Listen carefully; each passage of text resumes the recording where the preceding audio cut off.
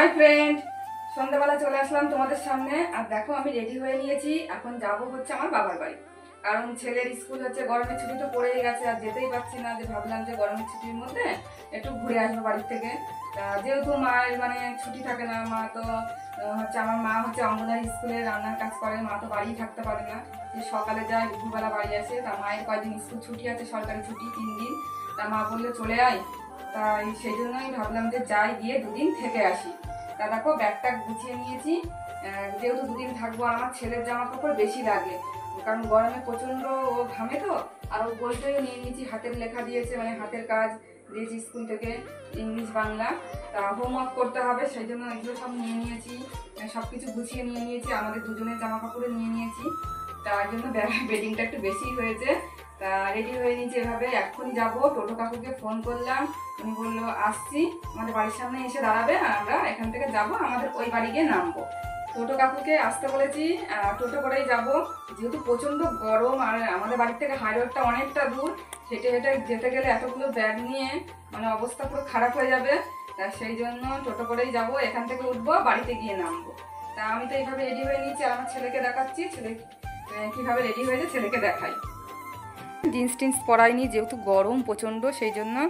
তা আর আমার হাজব্যান্ড হচ্ছে, ও রেডি হয়েছে, ওকেও আমি দেখাচ্ছি। ও আসলে, ও একটু বাইরে গেছে, আসুক তোমাদেরকে দেখাচ্ছি।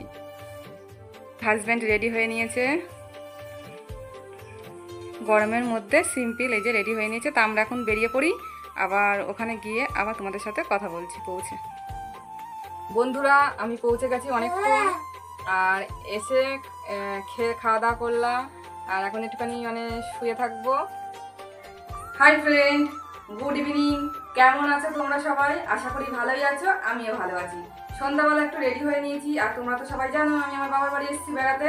আর আজকে হচ্ছে শনিবার, আজকে আমরা সকালবেলা গেছিলাম চাকলা মন্দিরে, সেখান থেকে বাড়ি ফিরেছি বিকাল 4টে বাজে তখন। তা এসে তো খাওয়া দাওয়া করলাম, বৌদিরা রান্না করলো, ফ্রেশ ট্রেশ হয়ে নিয়ে খাওয়া দাওয়া করে একটু রেস্ট নিয়ে এখন 7টা বাজে। এখন বেরোবো হচ্ছে আমাদের বাড়ির পাশে বাজারে একটা গিফট কেনার জন্য। আর গিফটটা কিনতে যাচ্ছি, তার কারণ হলো আমার বড়দার ছোট মেয়ের আজকে জন্মদিন। আর আজকে আমাদের বাড়িতে শনিবার, যেহেতু নিরামিষ হয়। আজকে আমরা মন্দিরে গেছিলাম, খুব ভালো একটা মানে হচ্ছে খবর যে দাদার মেয়ের জন্মদিন আজ। এই জন্মদিন উপলক্ষে কিন্তু আমরা আরও চাকলা মন্দিরে গিয়ে বাবা লোকনাথ ঠাকুরের ওখানে পুজো দিয়ে এসেছি। তা খুবই ভালো লাগছে। তা আজকে তো আমরা নিরামিষই খেয়েছি সারাটা দিন, আর জন্মদিন উপলক্ষে খাওয়া দাওয়াটা কিন্তু সানডে হবে, রবিবার মানে পরের দিন। তা আজকে তো একটু পায়েস টায়েস রান্না হবে। তা আমরা যেহেতু এখানে এসেছি, আর জানতাম না দাদার মেয়ের জন্মদিন, এসেই শুনেছি, তা একটা গিফট না করলে হয়। তা ভাবছি ওর জন্য একটা জামা প্যান্ট কিনতে যাব। তা আমাদের এখানে বাজার থেকে কিনতে যাব, সেই জন্য আমি রেডি হয়ে নিয়েছি। আমি, আমার হাজব্যান্ড যাব, মা যাবে, বড়দা, বড় বৌদি।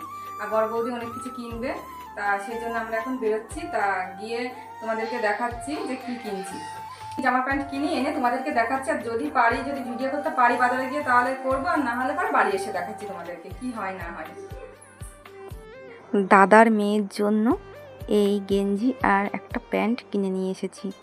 আর ওকে না আমি মেয়েদের ড্রেস দিইনি, ছেলেদের একটা গেঞ্জি প্যান্টই দিয়েছি, কারণ ছোট মানুষ তো, এখনই তো পরবে ছেলেদের ড্রেস। খুব ভালো লাগছে, আর ওর গায়ে মানিয়েছেও ভালো। দেখো আমি ওকে ড্রেসটা এনে পরিয়ে দিয়েছি, আর বৌদি পায়েস রান্না করেছে, তাই এখন আমি একটু খাইয়ে দেবো। তাই যে বসে পড়েছি, কোলে নিয়েছি। আর একটু কান্না করছিল, শরীরটা একটু ভালো না, প্রচণ্ড গরম পড়েছে তো, সেই জন্য একটু কান্না করছিল।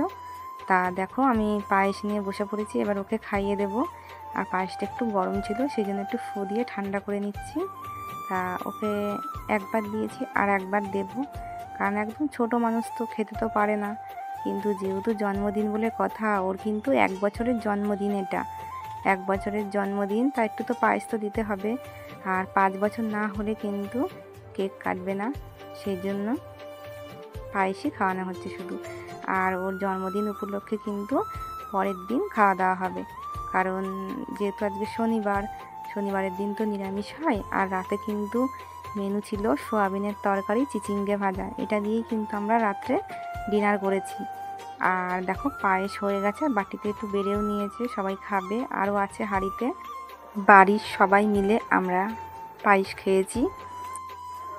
তার পরের দিন দুপুরবেলা আমাদের বাড়িতে কি রান্না হয়েছিল দাদার মেয়ের জন্মদিন উপলক্ষে, সেটাই তোমাদেরকে দেখিয়ে দিই। হাঁড়িতে রয়েছে গরম ভাত, আর এই পাশের হাঁড়িতে বিরিয়ানি করা হয়েছিল, তার সাথে হয়েছিল শাক ভাজা, ওইদিকে ছোট্ট বাটিতে মানকচু পাতা বাটা আর ডাল হয়েছে, তারপরে হচ্ছে ভেন্ডির তরকারি হয়েছে, আর রান্না হয়েছে মাটন রান্না হয়েছে, মাটনের লাল লাল ঝোল। দারুণ, পুরো খাওয়াটা আমাদের পুরো জমে গেছে, দুপুরের খাওয়াটা খুব সুন্দর হয়েছিল রান্নাটা। আর বাড়ির সবাই মিলে একসাথে আমরা খেয়েছি, একসাথে খাওয়ার মজাই আলাদা। আর দেখো তারই মাঝে কিন্তু একটু তালের শাঁস খাচ্ছিলাম আমি। তালের শাঁস যেহেতু নতুন ফল গরমের, আর তালের শাঁস খেতে কিন্তু আমার খুবই ভালো লাগে, তাই আমি একটু তালের শাঁস খেয়ে নিচ্ছি। আর এই তালের শাঁসটা না একদম কচি ছিল, খুব সুন্দর লাগছিল, তালের শাঁসের মধ্যে পুরো জল ভরা ছিল, খুব ভালো লেগেছে খেতে। আর আমার ফেভারিট একটি ফল, এই সিজনে আসলে পরে তো আমি খাই। তা এটা খেয়ে নিয়েই কিন্তু দুপুরের লাঞ্চটা আমি করে নেব। আর বাড়িতে কিন্তু সবাইকে আগে খেতে দিয়ে দিয়েছি, মানে মা দিয়ে দিয়েছে খেতে। আমার মাসি এসেছিল, ছোট মাসি এসেছিল, ছোট মাসির 2 মেয়ে, তারপরে হচ্ছে আমার হাজবেন্ড, আমার ছেলে, আমার দাদার মেয়ে, ছোটদা, বড়দা, বাবা সবাই মিলে আগে মানে খেয়েছে। তারপরে কিন্তু মা, আমি, বড় বৌদি, ছোট বৌদি আর মাসি, এই কয়জন কিন্তু আমরা পরে খেয়েছি। যেহেতু অনেকগুলো লোকজন, সেই জন্য তো মানে ধীরে সুস্থে এক এক করে খেতে হবে, তাই জন্য আগে সবাই খেয়েছে, পরে আমরা খেয়ে নিয়েছি। আর এই দেখো বিরিয়ানিটা কিন্তু খুব সুন্দর হয়েছিল, মাটন বিরিয়ানি। তা এই বিরিয়ানিও খেয়েছি আমরা অল্প অল্প করে, আর কটা করে ভাতও খেয়ে নিয়েছি, মানে যে যেটা খাবে। আমি অল্প একটু বিরিয়ানি খেয়েছিলাম আর অল্প একটু ভাত খেয়েছি। আর সবাই তাই করেছে, কারণ বিরিয়ানি তো বেশি করা হয়নি, ছোট হাঁড়িতে 1 হাঁড়ি করা হয়েছে। এই যে 2টো মেয়ে বসে রয়েছে, এগুলো হচ্ছে আমার ছোট মাসির মেয়ে। আর ছোট মাসি ওই যে পোটেতে বসে রয়েছে, ছোটদা বসেছে, ছোট বৌদি রয়েছে, সবাই মিলে বসে রয়েছি। আর সেদিনটা তো আমাদের ওভাবেই কাটলো, রাতেও একই মেনু ছিল। আর পরের দিন সকালবেলায় কিন্তু চলে এসেছে আমার হাজব্যান্ড আম পাড়তে, কারণ আমাদের গাছে প্রচুর আম হয়েছে। আর আমগুলো কিন্তু হচ্ছে পেকে গেছে, মানে অর্ধেক সব হলুদ হয়ে গেছে। তাই ওকে বললাম যে আমগুলো পারো, এরকম ডাসা ডাসা আম কিন্তু কেটে বিট নুন দিয়ে মাখিয়ে খেতে দারুণ লাগে। আর এই আমগুলো যেগুলো বেশি পেকে গেছে সেগুলো কিন্তু একটু রেখে দিলেই 2 দিন ঘরে একদমই পেকে যাবে, সেই জন্য ও আমগুলো পারছিল। তা আমি দাঁড়িয়েছিলাম, বলছিলাম যে এটা পারো ওটা পারো, মাও ছিল। তা অনেকগুলো আমই পেরেছে। আর বাড়ির গাছের আম খাওয়ার কিন্তু মজাই আলাদা। আর প্রচুর আম হয়েছে এই বছরে, মানে এত আম হবে ভাবতে পারিনি। সত্যিই বলতে মানে প্রচুর প্রচুর আম হয়েছে, তোমাদেরকে একদিন দেখাবো যে গাছে কত আম হয়েছে। তা আম পাড়া হয়ে গেছে, দেখো এই আমগুলো যে কটা পাড়া হয়েছে সবগুলোই কিন্তু 2 দিন পরেই কিন্তু পেকে যাবে, একদম হলুদ হয়ে গেছে, সে কটাই পাড়া হয়েছে। আর কয়েকটা ডাসা আমও পাড়া হয়েছে, সেগুলো আমরা পরে কিন্তু কেটে বিট নুন মাখিয়ে কিন্তু খেয়েছি, দারুণ লেগেছে আমাদের খেতে। আর প্রচণ্ড কিন্তু রোদ উঠে গেছে, খুবই গরম, মানে ছাদে দাঁড়ানো যাচ্ছে না 1 মিনিটের জন্য, প্রচণ্ড গরম। আর ছাদ থেকেই আম পাড়া যাচ্ছে, গাছে আর উঠতে হয়নি, যেহেতু এদিকেরগুলো একটু তাড়াতাড়ি হলুদ হয়ে গেছে বলে এগুলোই আগে পাড়া হয়েছে। আমগুলো পাড়া হয়ে গেলেই বৌদি কিন্তু কেটেছিল, আর তারপরে আমরা খাওয়া দাওয়া করেছি। আমি ভিডিওতে ভয়েস দিচ্ছি, ভয়েসে যদি কোনো আওয়াজ চলে আসে প্লিজ তোমরা ম্যানেজ করে নিও, কারণ বুঝতেই পারছো মানে ভয়েস দিতে আমার প্রচুর অসুবিধা হয়, তার মাঝেও কিন্তু ভয়েস দিই এত কষ্ট করে। বন্ধুরা তোমরা কিন্তু ভালোবেসে আমার ভিডিওটি দেখো, আর লাইক কমেন্ট শেয়ার ও সাবস্ক্রাইব করে দিও, আমাদের পাশে থেকো এভাবেই। আর তোমরা কিন্তু ভিডিওটি ভালোবেসে দেখে নিও। আজকের মতো ভিডিওটি এই পর্যন্তই, দেখা হবে নেক্সট ভিডিওর সাথে, ততক্ষণে তোমরা সবাই ভালো থেকো।